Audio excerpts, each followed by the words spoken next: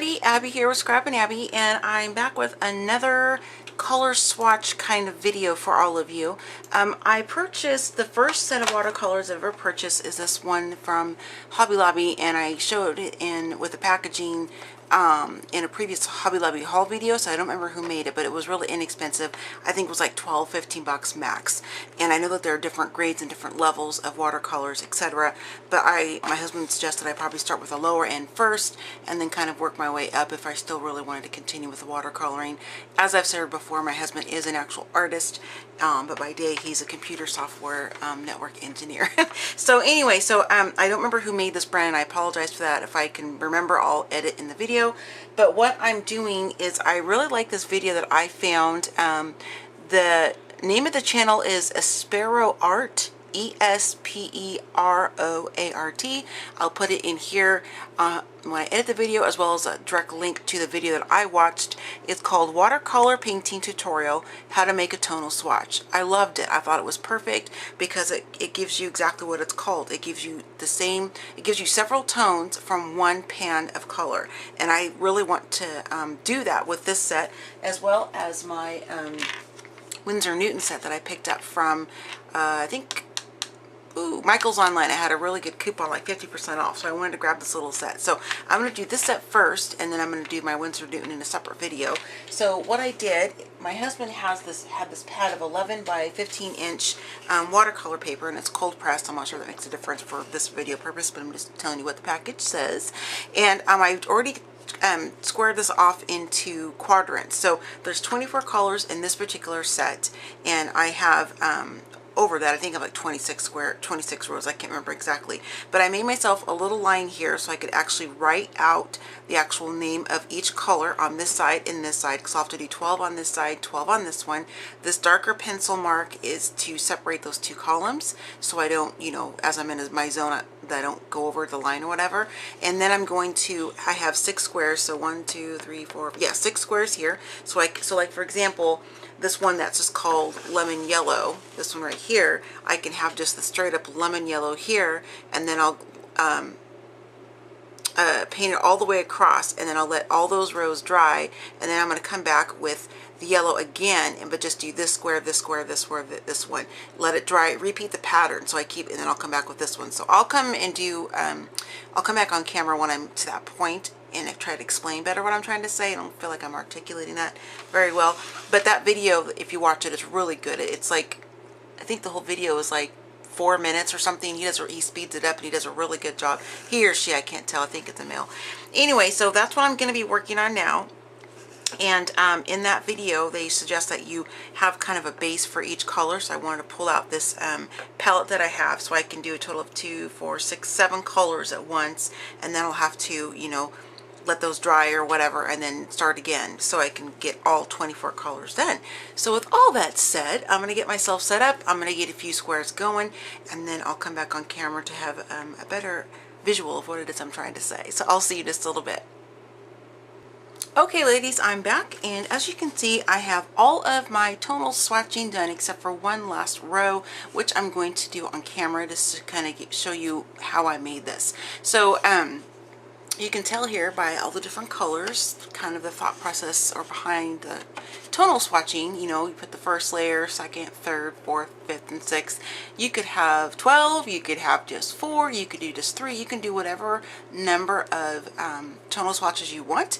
I decided to go ahead and do 6 because that is the number that the gentleman from the channel, which was, again, I think it's esperoart, I don't know how to pronounce it, but again, I'll link it below. This is what he did in his tutorial video, sample video, so I wanted to follow the same, just because I thought it would be kind of fun to see what, you know, these would look like doing 6 layers of the same color. So the last one I have, which I should have saved a purple one, this one's not very exciting, it's this one right here, and I have to say it's slightly frustrating with this set that I got from Hobby Lobby. This came with on the package, so I cut it and I stuck it underneath here so I would know, but these colors do not match up with the way that they are laid out within the pan itself. Now this is the second row. The first row I pulled out because I was waiting, you know, I need to get to the bottom row next. So this is the top row, and it doesn't match or follow along that color guide, and so I'm just kind of guessing. I mean, obviously I can pick out what the purples are versus, you know, the greens. I mean, that kind of thing. But I wish it would have been in order. I'm an OCD, anal retentive kind of person, so it kind of bugs me a little bit. But that's why I left this little margin, as I mentioned earlier, so I could, you know, say what shade of purple this is and, you know, what kind of green this one is, and then moving forward. So this is the last one here, and I'm just going to get it up here, and then I'll zoom in so you can get a little bit closer view of what I'm doing here.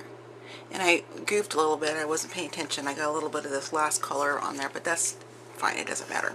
So I don't wet this. I'm just following along the same exact way from the tutorial that I saw. So you're just going to kind of mix it together, and you want, I found I didn't need to mix as much as the gentleman did in his sample video because I didn't want to waste it all. So this is perfect because I'm just doing this smaller scale. I believe his 6 squares were a little bit larger than mine.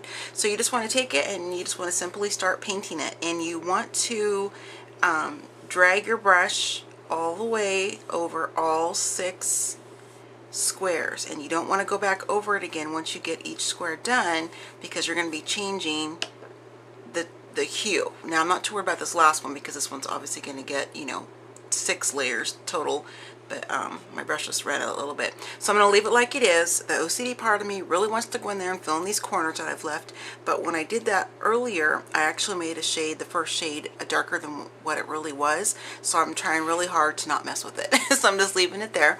You can either let it dry, which sometimes I have done, and I just finished, you know, watching some YouTube videos or getting up and going to do something, or you can take your heat tool, which is what I'm going to do, so pardon the noise. I just want to heat dry this really quickly, that way I can get the next 5s painted, then 4, then 3, then 2, then 1. So, and this dries pretty quickly, I have to say. So now we'll go on into the second. So you just want to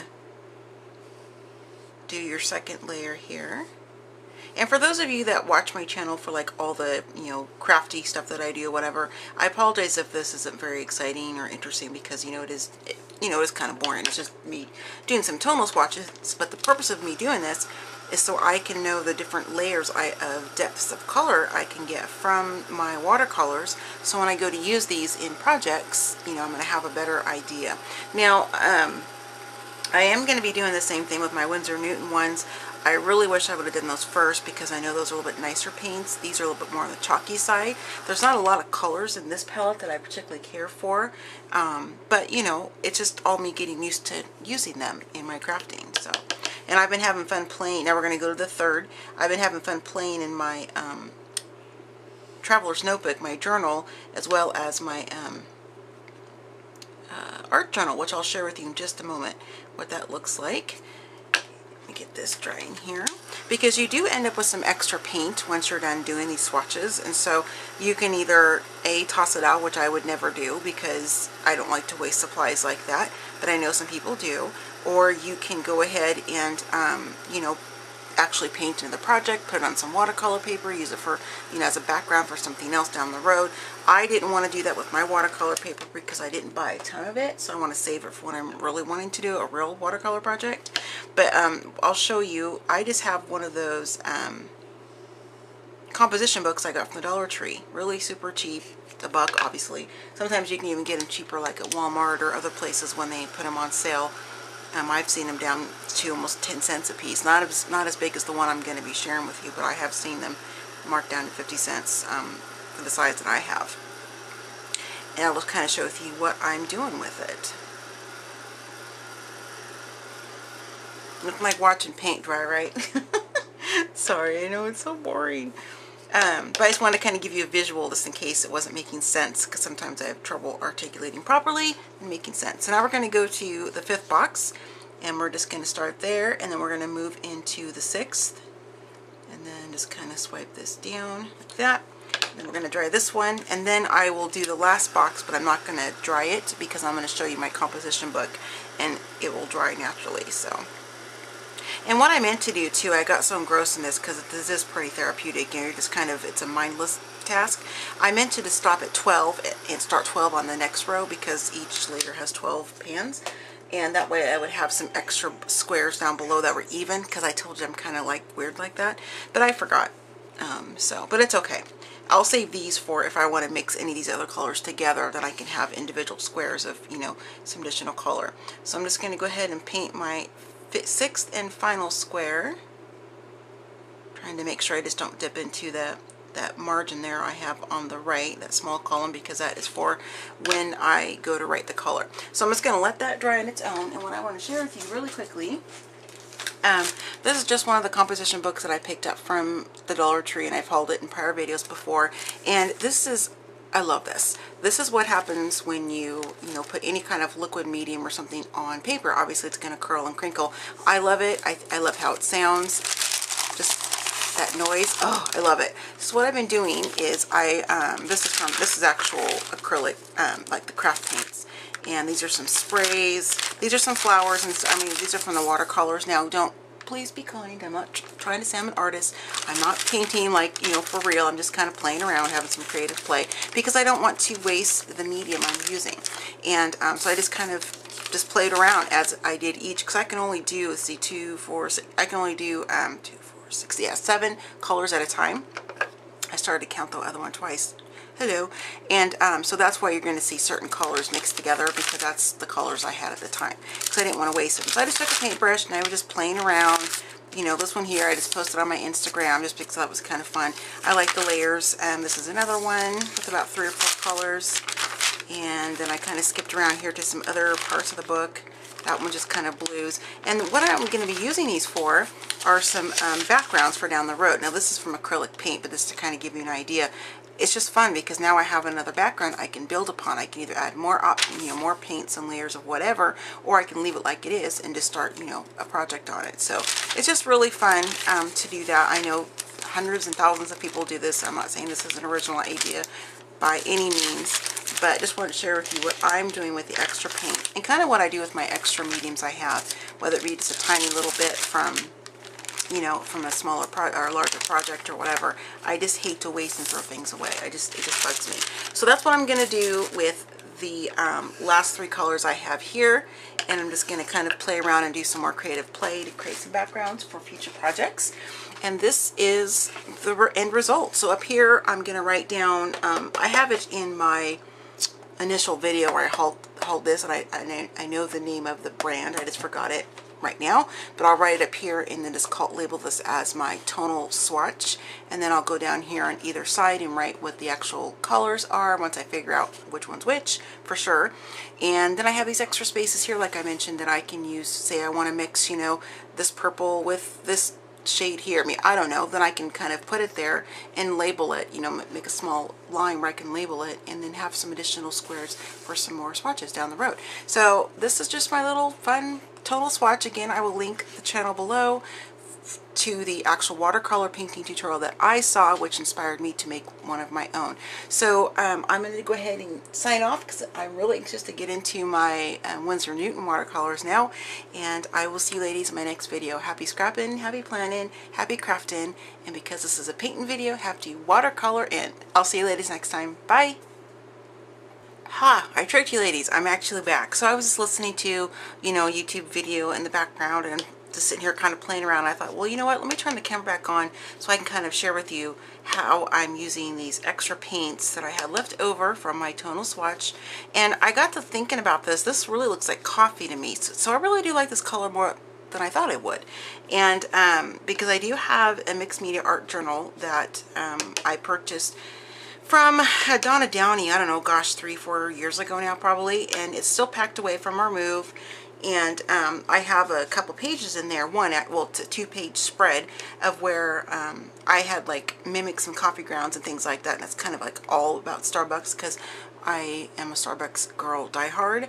So I thought this looks just like when you spill coffee or whatever, so I thought it'd be kind of just kind of a creative way I can incorporate another Starbucks page, or maybe you know, in my traveler's notebook, you know, I can tear this piece out and say I'm having a coffee date with my daughter or a new friend I'm making here in Florida or something. Then I can have this for the background, and then I can use one of my Tim Holtz stencils that has like the coffee ring, and I can use some of my sprays and kind of do that. So that's just kind of an idea I was thinking about.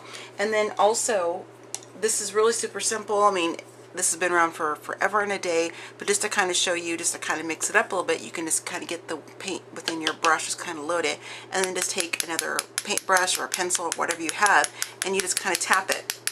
And that's going to give you those dots that are different sizes, and just kind of adds another layer of texture and dimension to your project. And I have this darker kind of a gray, which I think I might add just a little bit once this dries, just so I can have like another accent color to go with it. And so that's it. So I just wanted to share that with you. You can either let it dry naturally, or you can take your heat tool to it, whatever you want to do. And I'm going to make a note in my crafty planner in kind of my list of YouTube project and video ideas, and I'm going to make a note about this particular page so I can flip this and turn it into something like a insert for my traveler's notebooks. I think that'd be a really cool idea to share with you, because you're going to see it from the origination of this paper and the final part, or the final piece, I guess I'm trying to say, when I get it into my traveler's notebook for like a coffee spread or something like that. So thanks ladies, for real, I'm signing off. I'll see you next time. Bye.